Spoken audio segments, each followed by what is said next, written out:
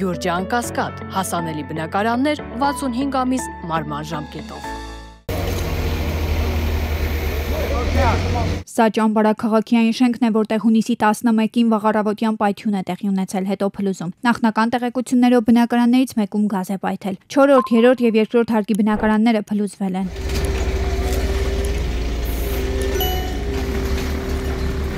Հատուկ տեխնիկաներ են օգտագործում, որպեսզի կարողանան այդ պանելները ամրաններից կախված հեռացնեն։ Սկզբում մեկ զոհի մասին էր հաղորդվում, ավելի ուշ փրկարարները փլատակների տակից դուրս են բերել եւս 2 հոգուդի։ 3-ն էլ տարեց կանայք են։ Մի քանի ժամ տևած որոնողական աշխատանքներից հետո փրկարարները եւս 1 տղամարդու դի են դուրս բերել։ Արդեն երեկոյան փլատակներից դուրս է բերվել եւս 1 դի։ Այսպիսով զոհերի թիվը հասել է 5-ի։ 11 մարդ է հոսպիտալացվել, տուժածներից 4-ը անչափահաս են։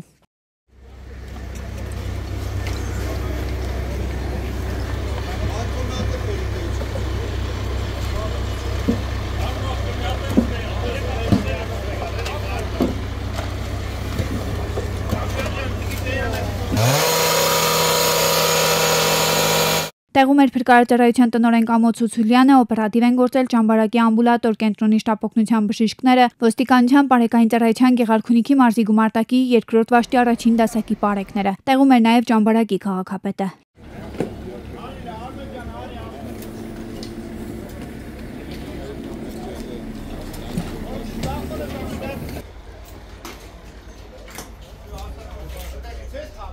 Պայթյուն փլուզման հետևանքով Գեղարքունիքի մարզպետն է հրատապ խորհրդակցություն անցկացրել։ Կարեն Սարգսյանը հանձնարարել է ստեղծել կարիքները գնահատող աշխատանքային խումբ։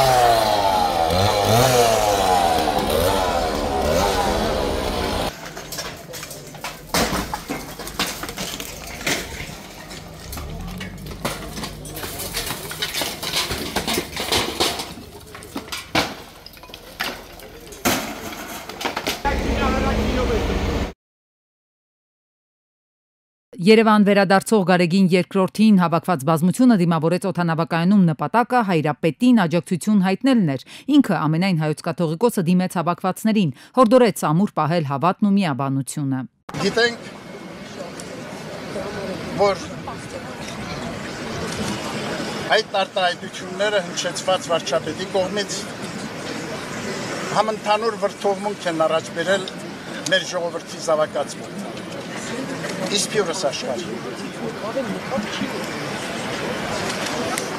Հավատում եմ, որ Աստուծո ողորմությամբ եւ օգնականությամբ ձեզ հետ միասին մոհեմորեն առանց ավելորդ հուսականության ընդվզումների Պիտի կարողանանք հաղթահարել այս դժվարությունը։ Փաշինյանը, որ Մայրաթոր Սուրբ Էջմիածնի վեհարան ազատելու եւ կաթողիկոսական նոր ընտրություններ կազմակերպելու օրակարգն է առաջ բերել ու դրա կազմակերպչական հարցերով զբաղվող խմբի անդամների քաստինգ հայտարարել, արդեն Մայրաթորից պարզաբանումներ է պահանջում։ Մայրաթոր Սուրբ Էջմիածինը թող պարզաբանի համաձայն հայաստանյայց առաքելական Սուրբ եկեղեցու կանոնների, ինչ է տեղի ունենում, երբ պարզվում է կուսակրոն հոգևորականը խախտել է կուսակրոնության ուխտը եւ կուսակրոնության ուխտի ստանձնումից հետո զավակ է ունեցել։ Սահմանադրական իրավունքի մասնագետը պարզ է ձևակերպում, մեր մայր օրենքում ուղղակիորեն սահմանված են վարչապետի լիազորությունները եւ դրանք որևէ կերպ չեն խաչվում ներեկեղեցական հարցերի հետ, այդ թվում ոչ կուսակրոնության, ոչ կաթողիկոսի ընտրության։ Մեջբերում է Հայաստանի Հանրապետության եւ հայաստանյաց առաքելական Սուրբ եկեղեցու հարաբերությունների մասին օրենքի համաձայն Հայաստանի Հանրապետությունը ճանաչում է հայաստանյաց առաքելական Սուրբ եկեղեցու ինքնակառավարումն իր նվիրապետության սահմաններում։ Ըստ մեր սահմանադրության ուղղակիորեն միջամտության հնարավորությունը նախ բացակայում է այդ համատեքստում երկրորդ վարչապետը բարձրաստիճան պաշտոնատար անձ է ում գործառույթները, լիազորությունները, պարտականությունները հստակ սահմանված են բարձրաստիճան պաշտոնատար անձին ինչպիսին օրինակ վարչապետն է իրավասու են կատարելու գործողություն միայն այնպիսի գործողություններ որոնք նրան լիազորել է սահմանադրությունը կամ օրենքը հիմա վարչապետը իրավունք չունի անելու այն, ինչ ինքը անում է։ Եկեղեցին ինքն իր ներսում պետք է քննություն առնի այս հարցերը եւ որոշումներ կայացնի։ Արտաքին միջամտության օրենքը թույլ չի տալիս շարունակելով միտքը սահմանադրագետը մտահոգություն է հայտնում, թե գուցե նոր սահմանադրությունը գրելիս արդեն հաշվի առնեն այս իրողությունները ու վերանայեն, այսպես ասենք, պետական միջամտության սահմանափակումները։ Նիկոլ Փաշինյանը ընդունել է պաշտոնական այցով Հայաստան ժամանած Եվրոպայի խորհրդի գլխավոր քարտուղար Ալեն Բերսեին։ Հանդիպման ընթացքում Նիկոլ Փաշինյանը եւ Ալեն Բերսեն քննարկել են Հայաստան-Եվրոպա խորհուրդ համագործակցության օրակարգային հարցեր։ Սյունիքի մարզպետ Ռոբերտ Ղուկասյանը լրագրողների հետ ճեպազրույցում անդրադարձել է օրեր առաջ մարզում երկու անչափահասի անհետացման դեպքին, հայտնել, որ տղաները Ադրբեջան չէին անցել։ Նա կրկին խոսել է սահմանամերձ գյուղերում հնչող կրակոցների մասին, ընդգծելով, որ դրանք հիմնականում լինում են գիշերային ժամերին։ Նրա խոսքով հնարավոր է շարունակել գյուղատնտեսական աշխատանքները, քանի որ ցերեկը կրակոցներ չեն լինում։ Ղուկասյանը նաև հերքել է լուրերը, թե մարդիկ ցանկանում են լքել գյուղերը։ Ազգային ժողովի նախագահ Ալեն Սիմոնյանը հանդիպել է Եվրոպայի խորհրդի գլխավոր քարտուղար Ալեն Բերսեի հետ, ողջունելով զրուցակցին, Ալեն Սիմոնյանը շնորհակալություն է հայտնել գլխավոր քարտուղարին Հայաստան կատարած այցի համար։ Կողմերի քննարկումների առանցքում են եղել Հայաստանում ընթացող ժողովրդավարական բարեփոխումներին, Հայաստանի եւ Ադրբեջանի միջև խաղաղության հաստատմանը, ինչպես նաև տարածաշրջանային կայունությանը վերաբերող հարցերը։ Սիմոնյանը Եվրոպայի խորհրդի գլխավոր քարտուղարի ուշադրությանն է հրավիրել Ադրբեջանում գտնվող գերիների ապօրինի պահվող եւ անհետ կորած համարվող անձանց խնդրին։ Իլոն Մասկը հայտնել է, որ զղջում է նախագահ Թրամփի վերաբերյալ իր որոշ գրառումների համար, նշելով, որ դրանք չափազանց հեռու գնացին։ Վերջերս Մասկը եւ Թրամփը հրապարակավ վիճել էին, փոխանակելով ծանր մեղադրանքներ։ Թրամփը նրան խելագար էր անվանել, իսկ Մասկը ստախոս։ Իրանը կհարվածի Մերձավոր Արևելքում գտնվող բոլոր ամերիկյան բազաներին, եթե Ամերիկայի հետ հակամարտություն սկսվի, հայտարարել է պաշտպանության նախարար Ազիզ Նասիրզադեն։ Անցյալ շաբաթ փորձարկել են 2 տոննա կշռող մարտագլխիկով հրթիռ։ Եթե մեծ հակամարտություն պարտադրվի, մյուս կողմի կորուստները անշուշտ ավելի մեծ կլինեն եւ Ամերիկան ստիպված կլինի լքել տարածաշրջանը, ասել է պաշտպանության նախարարը։ Ապօրինի սահման հատել, անցնել 1000 ու մի նոր փորձությունով կամ մի կերպ տեղ հասնել ու մնալ առանց որևէ փաստաթղթի։ Միայն թե հասնել երազանքի երկիր, Ամերիկա։ Եթե սկզբում թվում էր, թե ամեն ինչ լավ է, ապա Թրամփը եկել է ասելու, որ իրականում ամեն ինչ ավարտված է։ Օրինական փաստաթուղթ չունես, ուրեմն պետք է լքես Ամերիկան։ Թրամփի խիստ ներգաղթային քաղաքականության, մասնավորապես ներգաղթյալների արտաքսման դեմ բողոքի ցույցերը Լոս Անջելեսում մեծանում են ձնագնդի էֆեկտով։ Ամեն օր մեծ թվով ազգային գվարդիայի զորքեր են դուրս գալիս փողոցներ, հրավառ նյութեր են կիրառվում, ցուցարարները հրդեհում են տարածքներ, ներկում շենքեր, կոտրում խանութների ցուցափեղկեր, ուժայինների հետ պարբերաբար բախումների հետևանքով կան շուրջ 500 ձերբակալվածներ։ Ըստ տարբեր աղբյուրների վիրավորների թիվը հատում է 200-ը։ Գիշերը Կալիֆոռնիայում նույնիսկ պարետային ժամ է հայտարարվել։ Բողոքի ալիքը կարծես թե Կալիֆոռնիան նահանգը չի կարողանում կարգավորել, որովհետև անկարգությունները զանգվածային են, պարբերական են, եւ դրա համար Թրամփը որոշել է գվարդիային ներգրավել։ Պարբերաբար ICE կոչված կառույց ռեյդեր իրականացնում է ամենատարբեր քաղաքներում, այդ թվում նաեւ Կալիֆոռնիայում եւ այդ թվում նաեւ որոշ հայ իմիգրանտներ դեպորտացիայի ենթարկվել եւ ուղարկվել են կամ ուղարկվելու են Հայաստան։ Հայերի կամ առհասարակ որևէ ազգության ապօրինի իմիգրանտների մասին հստակ թվային տվյալներ չկան, բայց ամերիկագետն ասում է, անկախ նրանից, թե ինչ խմբեր են փողոց դուրս եկել, Թրամփի այս ծանր օրենքը տարածվում է բոլոր ապօրինի միգրանտների, այդ թվում մեր հայրենակիցների վրա։ Արտաքսման մեծ ալիքի ամեն դեպքում պետք է սպասել։ Ապօրինի միգրանտները մնում են Միացյալ Նահանգների համար ապօրինի միգրանտներ եւ տարբերություն չկա, թե որտեղ քաղաքացիներ են, դրանք կլինեն Հայաստանի քաղաքացի, դրանք կլինեն Էլ Սալվադորի քաղաքացի, Մեքսիկայի քաղաքացի եւ այլն, բոլորը ենթարկվում են դեպորտացիայի։ Գիտենք, որ առաջիկայում նման ալիք նաեւ Հայաստան սպասվում է, որտեղ այդ նույն կալանավորման վայրերում հայազգի կալանավորները բավականին մեծ թիվ են կազմում։ Խոսքը իհարկե գրում է տասնյակ հազարավորների մասին, որովհետեւ նրանք ոչ միայն Հայաստանից, այլ այն պետություններից են եղել, որ արտագաղթել են Միացյալ Նահանգներ։ Եվ որքան ծավալվում, սրվում են անկարգությունները, այնքան ծանրանում է ամերիկյան քաղաքականությունը։ Զիջում չկա, Ամերիկան փակում է դռները անկոչ հյուրերի համար։ Ռուսաստանն ու Ամերիկայի Միացյալ Նահանգները որոշել են դիվանագիտական հարաբերությունների շուրջ խորհրդակցությունները Ստամբուլից տեղափոխել Մոսկվա եւ Վաշինգտոն։ Ռուսաստանի Դաշնության դեսպան Ալեքսանդր Դարչիևը նշել է, որ գործընթացը բարդ է եւ խոչընդոտվում է Ամերիկայում գործող հակառուսական տրամադրություններով, սակայն կարեւոր է, որ կա որոշ առաջընթաց։ Իրանում նավթաքիմիական համալիրի պահեստում հրդեհ է բռնկվել։ Ըստ ԶԼՄ-ների տեղեկությունների զոհվել է առնվազն 3 մարդ, 10 մարդ վիրավորվել է։ Վարորդները ցանկացած դեպքում թերևս պետք է պատրաստ լինեն սթրեսային իրավիճակներին։ Մասնագետները հանրային ընկալման մեջ խնդիր են տեսնում։ Հասարակությունը ոստիկանի գործողությունները չի դիտարկում իբրև հանրային անվտանգության պաշտպանվածությանն ուղղված գործընթաց։ Զուտ սեփական անվտանգության տեսակետից, եթե հրահանգ կա կանգնել, կողմ քաշվել կամ փողոցը չանցնել, այդ հրահանգը պիտի կատարվի գոնե սեփական անվտանգությունը ապահովելու համար, որովհետև շարասյունը կարող է մեծ արագության տակ լրջագույն վնասներ հասնել, կյանք արժանա։ Մամուլում մի տեղեկություն տարածվեց, ըստ որի Փաշինյանի շարասյունը Սյունիքից վերադառնալիս վրաերթի է ենթարկել մի քաղաքացու։ Հրապարակումներին հաջորդեցին վարչապետի մամուլի խոսնակի եւ ներքին գործերի նախարարության հերքումները, ապա ոստիկանությունը հրապարակեց մի տեսանյութ, որտեղ վթարի են ենթարկվում Hyundai եւ Vaz Machnish-ի մեքենաները։ Տեսանյութում հստակ երևում է, որ բարեկային ծառայության կարգախումբը վարելիս բջջային հեռախոսից օգտվելու համար կանգնեցնում են Nissan Machnish-ի ավտոմեքենան վարչահարություն իրականացնելու նպատակով, ինչից հետո Vaz Machnish-ի ավտոմեքենայի վարորդը ստեղծում է վթարային իրավիճակ, ինչի հետևանքով նույն ճանապարհով ընթացող Hyundai Machnish-ի ավտոմեքենայի վարորդը, չկարողանալով կառավարել այն, բախվում է Vaz Machnish-ի մեքենային, ապա ճանապարհի աջ եզրային մասում կայանված բարեկային ծառայության կարգախմբի ավտոմեքենային։ Վթարը, որն առաջին հայացքից կապվեց պետական Շարասյան հետ, թեև հերքվեց, սակայն բացահայտեց մեկ այլ խնդիր, որի մասին ոլորտի մասնագետներն ու վարորդները պարբերաբար ահազանգում են։ Այն դարձավ մեկնարկ հերթական անգամ խոսելու կիրառվող լուսաձայնային բարձր ազդանշանների դիմելաձևի վարքականոնի մեծ արագությամբ սլանալու եւ վթարավտանգ իրավիճակներ ստեղծելու մասին։ Ճանապարհին լուսաձայնային ազդանշանները, որոնք նախատեսված են վարորդներին նախազգուշացնելու համար, իրականում հաճախ նպաստում են խուճապի առաջացմանը։ Վարորդը չգիտի կանգնել է պետք թե շարունակել ճանապարհը։ Բարեկի ասած այդքան հասկանալի ու մտածելի չի լինում, բայց այն ազդանշաններից այդ արագությունից հասկանում ենք, որ ինչ-որ մի բան կա, պետք է ճանապարհը զիջել։ Հնարավոր է վթարային իրավիճակներ ստեղծվի,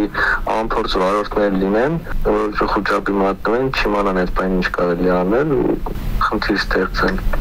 Ինչպես կողմնորոշվի վարորդը, ինչ անել, երբ հետևից մեծ արագությամբ մոտենում է մեքենա, ազդանշաններով ու բնավ խոսքն արտակարգ իրավիճակի կամ հանցագործի հետապնդման մասին չէ, ինչ խոսք հեշտ լուծվող խնդիր չէ, որովհետև վարորդները բոլորը չէ, որ բարձր ստրեսակայունություն ունեն։ Վերջին տարիներին մի քանի աղմկահարույց վրաերթեր են արձանագրվել պետական շարասյունների կամ պարեկային ծառայության մասնակցությամբ։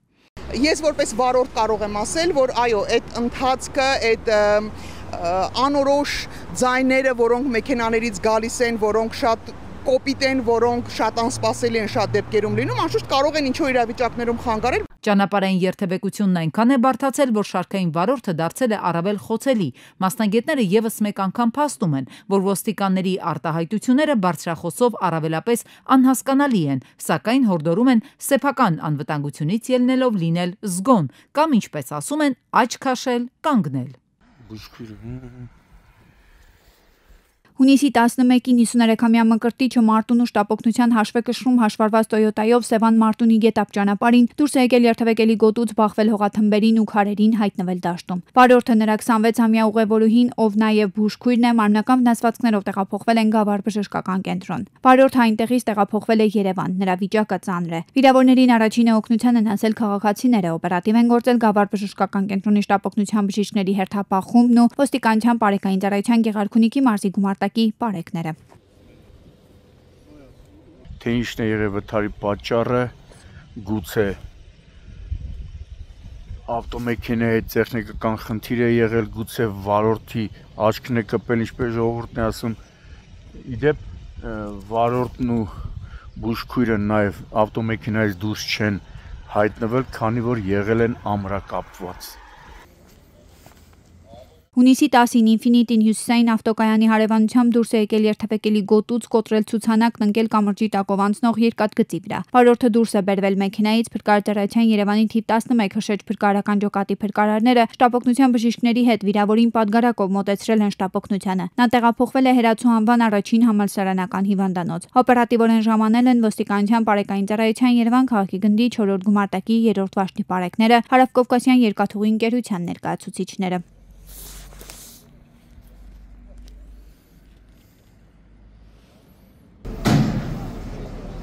Հունիսի 9-ին Դավիթ-բեկի փողոցի 105 հասցեում շինարարական աշխատանքներ կատարելիս բետոնախառնիչը կողաշրջվել է։ Օպերատիվորեն ժամանել են ոստիկանության Պարեկային ծառայության Երևան քաղաքի գնդի 4-րդ գումարտակի 2-րդ վաշտի պարեկները։ Մեքենան շին կազմակերպության կողմից հատուկ տեխնիկաներով դարձի է բերվել եւ տեղափոխվել անվտանգ վայր։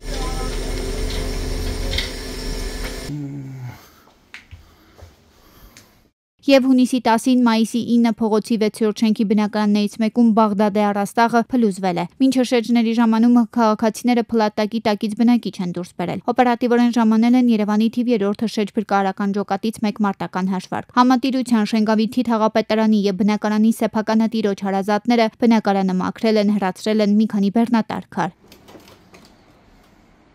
Փրկարարները փլատակների տակից նշված շենքի 3-րդ հարկի բնակարանի այդ փլատակի տակից դուրս են բերել քաղաքացուն բարեբախտաբար նա չի դուժե շենքը 50-ական թվականների շենք է ժողովրդի լեզվով ասած Բաղդադ Արտկվարտալ ստեղծագործական հարթակում բացվեց արվեստագետ Աբո Խալաթյանի սպանված թատրոն վերնագրված անհատական ցուցահանդեսը։ Ցուցադրությունն իր ձևաչափով բացառիկ է, այստեղ առաջին անգամ ներկայացված են արվեստագետի վիդեոարտ աշխատանքները։ Արվեստն իրավունք չունի մահանալու, հենց այս գաղափարն է ոգեշնչել արվեստագետին նոր կյանք տալու։ Ես փորձեցի արվեստը մեռած, սպանված արվեստը թատրոնը վերածնել, վերարտադրել նորից, կյանք տալ ու ներկայացնել հանրությանը։ Ներկայացումը երկար շրջագայեց ու երբ վերածվեց կտավների, այդ պահից էլ ծնվեց ցուցադրություն կազմակերպելու միտքը։ Ցուցադրվող ամեն մի կտավ ունի իր խորհրդանշական վերնագիրը։ Ցուցադրությանը ծանոթ եմ արդեն մոտ 1 տարի։ Մեր տանն ա եղել, իմ աչքի առաջ է ստեղծվել այս կտավները պատմություն ունի, ինքը թատրոնից է գալիս, թատրոնի ներկայացման դեկորացիաներ, հետո ինքը վերեց տուն, դա դարձրեց մի քանի մեծ կտավներ։ Երկարատև ճանապարհորդությունից հետո թատրոնի երբեմնի դեկորացիաները վերածվել են մեծ ցուցադրության սպանված թատրոնը ցուցահանդեսում այցելուն այլևս դիտորդ չէ, այլ պատմության մասնակից։ Արվեստագետի երեխաներն են պատմում, թե հայրն ինչպիսի ոգևորությամբ է պատրաստել ցուցադրությունը։ Ասում են յուրաքանչյուր կտավ իր համար յուրովի գլուխգործոց է։ Չափից շատ է լարված, ոնց ասեմ։ Գիշերն շատ ուշ էր գալի քնում, 2 ժամը քնում էր, առավոտ ժամը 5-ին վեր էր կանում, սկսում էր անընդհատ նկարել։ Խոհանոցի մեջտեղը հանկարծակի հայտնվեց կտավ, մոլբերտ, խոլստը եւ պապանցած աշխատելի։ Մենք խոհանոցում մեկ չեն կարող ոչ ուտելիք սարքել, որովհետեւ հանկարծ չխանգարենք, միակ ազատ տեղներ մնացել։ Ինչով ես եմ հասել պապային օգնեմ, դա կտորները փակցնելուց, ինչը կարողանում է օգնում է parze, բայց մեծամասամբ parze իր աշխատանքն է, ինչը կարողացել է ներդրվել է իր զգացումները, իր անհանգստությունները, իր միտքը բոլորը մի քառակուսու մեջ փորձել է տեղավորել։ Ընտանիքի անդամների սիրելի կտավը դեպի լույսն է, իսկ մեկնաբանությունից խուսափում են, ասում են ամեն մեկը յուրովի է հասկանալու կտավի իմաստը։ Ցուցահանդեսը բաց կլինի մինչև հուլիսի 6-ը։ Սպանված թատրոնը տեսնելուց հետո ոչ թե պարզապես հիշում, այլ վերհիշում ես, ու հենց այդ գործողությունն է, որ արվեստը դարձնում է ժամանակակից։